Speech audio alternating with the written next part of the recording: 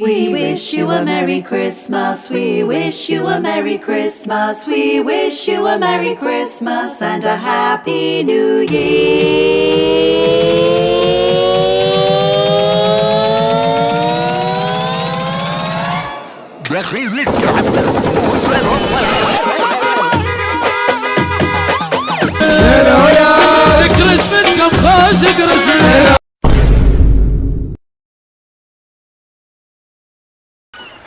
جاهزون يا أطفال؟ أي أي كابتن. لا أسمعكم. أي أي كابتن. مو ينمى ولا الصوت من أمه. علي علي علي علي علي علي حيدر. علي علي علي علي علي يا حيدر.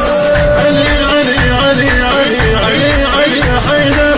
علي علي علي علي علي علي يا حيدر. السلام عليكم ورحمة الله وبركاته. أيها الحلف الزنجي، حياكم الله بمقطع جديد ويا جوست العراقي مجددا. أخبروني عن أحوالكم أيها الحلف الزنجي، إنني أتألم إليكم شوقا. مبدئيا أيها الجيش الزنجي، كل عام وأنتم بألف ألف خير، وتنعاد عليكم السنة بالصحة والسلامة والعافية إن شاء الله، ويحفظ هذا الجيش الزنجي القوي وينميه ويخليه أكبر بإذن الله، ونصير من أقوى القنوات بالشرق الأوسط، مو بس بالعراق وبالعرب. وحقكم علي كل الكبير أيها الجيش الزنجي من تعليقاتكم اللي تريدني أستمر، وهواي يريدوني أستمر، بس أنا كنت فترة دراسة، ولكم حتى التيك توك يقول لي استمر نزل بعد فيديوهات، بس والله العلي العظيم أنا أعتذر منكم، لأن أنا في فترة دراسة وفترة صعبة ومحصور حصرة الجن بالجامع من وراء مدرسين تخيل انت من يمك اصعب مادة عندنا بالمدرسة كلها والكل يتفق عليها، واصلا ما تخطر على بالك اذا اقول لك، وهي اصعب مادة. استحي حتى اقول لك اصعب مادة عندنا الاسلامية. انت تقول وات يا اخي، انت زنجي من الدرجة الاولى، زنجي ما تعرف الكتاب والقراءة. لا ماي براذر، اعطيني مجال خلي فهمك شنو السالفة. تجي المدرسة وتدخل الصف وتعطينا المادة مال الامتحان اوريدي كل زين، تروح البيت تقرأ المادة وتحفظها زين وتجهز روحك، وأول ما تدخل الامتحان وتلزم الورقة تشوف أول سؤالين يرسمن عليك ابتسامة النجاح والثقة بالنفس. السؤال الأول هو السورة، والسؤال الثاني هو المعاني. حتكون 100 وإذا مو 100 99، بس إذا شفت السؤال الثالث والرابع والخامس هنا احتمال انت راح تشمط على روحك، لأن هاي الأسئلة اللي راح تجيب لك إياها تفسير، وتفسير منين؟ من الآيات. تحت تقول عادي جوست هو مجرد بس تفسير وتكتب التفسير من يمك. لا أخي، إذا غلطت بكلمة من الكلمات السؤال عليه 0. يعني هي احنا شكونا بالصف مال التفسير. تخيل مرة من المرات سألت واحد من الطلاب، طالب عشوائي، سألته من النبي اللي بنى الكعبة؟ كان يقول لي النبي يعسوب رضي الله عنه. أوقف، شنو يعسوب شنو رضي خالي شنو السالفة؟ ليش رضي الله عنه؟ كان يقول لي والله كان يبني بالكعبة وعاف الصلاة. كادر هسه هي قبلة النبي وين؟ على الخلفة غير على الكعبة. كان بخاطري كلمة أقول له يا من قوة الكلمة إلا خليه أسبوع كامل ما يداوم. ثانيا يعني إيش بيجوا من الإسلامية؟ يعني هسه شكون إحنا مال التفسير؟ ثالثا أنت جايب الأسئلة كلها تفاسير، أدروا إيش قالوا لك عليهم؟ وين مخلفينه بالحوزة؟ ويعني أنتم تخيلوا من يمكم شعبتنا بيها 48 طالب، أوكي؟ 46 طالب بينا راسمين، بس 2 ناجحين، والاثنين هذول مطلعين 50. واللي قلت لك من أشطر الشطار. بعد ما شفيت لكم من الخليل اللي بقلب الصال نظام مسدين وياه والأجي أقول له أنا واقع بالإسلامية يضحك علي. الآن أنتم الزنوج المتفهمين لو همين أميين إن شاء الله مو أميين، ونكمل الفيديو مالتنا. أدرت بس المقدمة مالتك 5 دقائق. راح أغني بصوتي إلي هلا بروح المريم هلا، وبالدم راح أبصم لها تبقين كل عمري ويا. يا إلهي بجاه هاي السنة يجون خطار، ومو خطار عادي، خطار وقرايبك وبيت عمك وبيت خالك كلهم يصيرون لما واحدة، يجون ويطبون جوا بالبيت.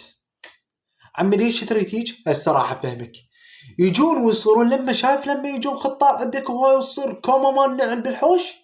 اتمنى خليك بس بالحوش وكون بالليل وطف الشمعة مال الحوش والبس نظارات بس انا اشوفك انت ما تشوفني، وشكو نعال بالحوش اشمر عليك.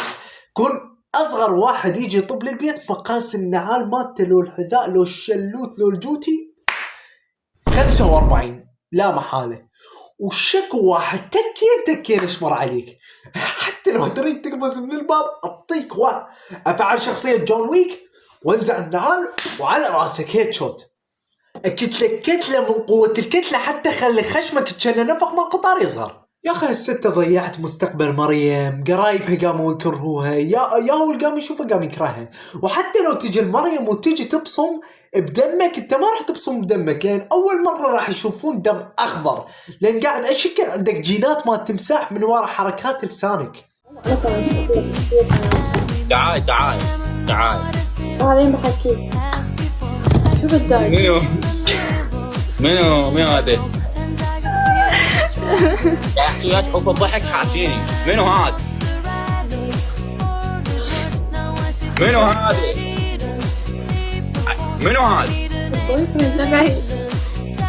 وانا هنا قرن. احس ان هاي اخته بس اني ما عندي دليل. ثانيا انا عندي احتمالين لهاي البنية، يا اما البنية بيها مشق عاطفي وصعدت وياه لان ما حد يصعد وياها، يا اما ما تعرف هذا منو. عود هو يبين للكل وللبنات عود هو الشخصية السقمة وعود انا غارن عليه وانت شلون تحكين يا اكرام الله. هذا ذاكم شو تحركها بالشارع ما كتله بالحذاء، انزع الحذاء وكتله بالجاروبه ولا قاعد راح يسبع البرمبو. هو استاهل هذا طالع كأنه وليد اسماعيل. وارجع على هاي البنية، يعني ما ادري ايش بيها هاي البنية، الله وكيلك افتهمت بس من البث ما تعرف شنو الضحكات مالته والحركات والرياكشنات، الله وكيلك ذكرت ضحكة هذا الكلب.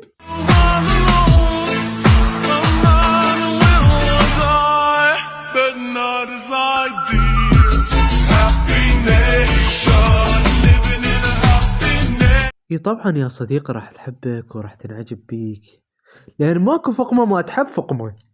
ولو أنا كنت بدال هاي النادلة لا أسوي لك من أطيب الأطباق بالمطعم، وأنا قاعد أسوي هاي الأطباق كفي لك الله إلا ذبي مسهل بالعباس اللي أسويها. وشنو أذب لك بيها طقطاقة من توقع بالبطن الطق هيك تطب المعدة قبل واطلع انا اعطيك الطبق وانه بقول لك رايح اجيب شيء اطلع واقفل الباب وراي، لا اخليك تضرط ضراط اللي عبالهم خرب النج قد غتيت خرب وين نعمل يوم النعال يمك دنا على الاول. بلت فيتامين دي 3 وخليت فيتامين دي 3 يطب لك من الربا منه، مو انت لابس ملابس لان غلط هالشيء، لان الملابس راح تاخذ الاشعه. تدلل عندي الك سوندا بيها جميع انواع الفيتامينات، شي تريد فيتامين A D C اي فيتامين يخطر على بالك. واللي يسأل شنو السبب اللي يوصل الانسان لهاي الحالة، الجواب هي عدم تجربة النعال ابدا، او ما مجرب هاي الشحاطة مو GPS بيها GPS، واما تروح قبل اذا حددت الانمي الهدف قبل طب.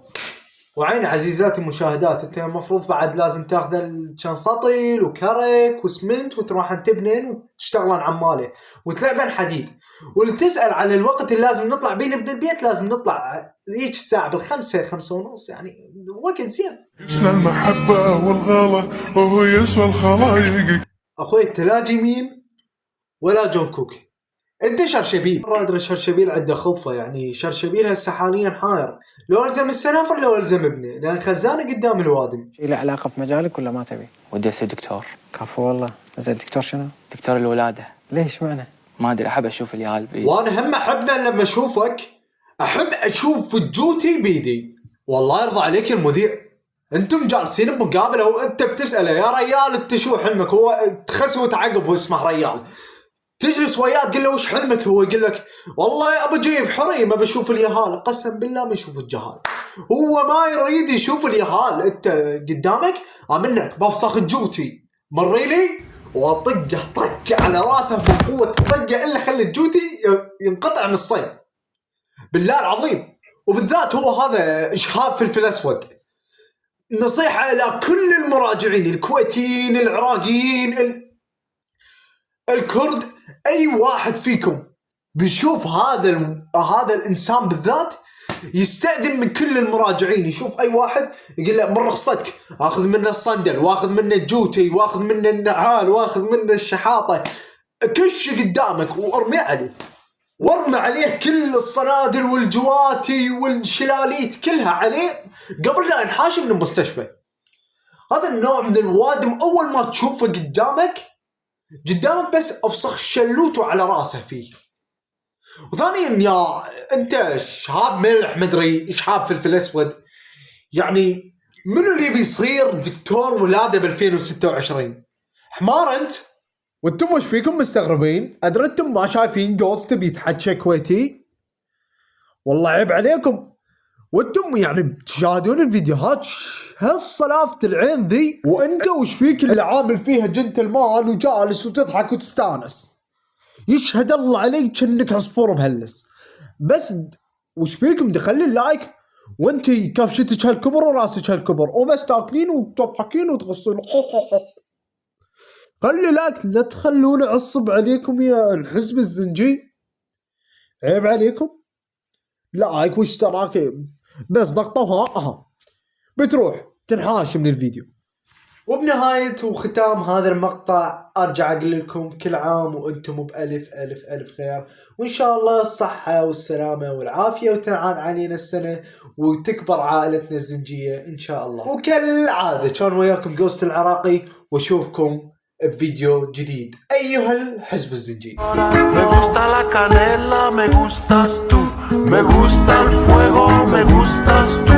Me gusta menear, me gustas tú. Me gusta la Coruña, me gustas tú. Me gusta Malasaña.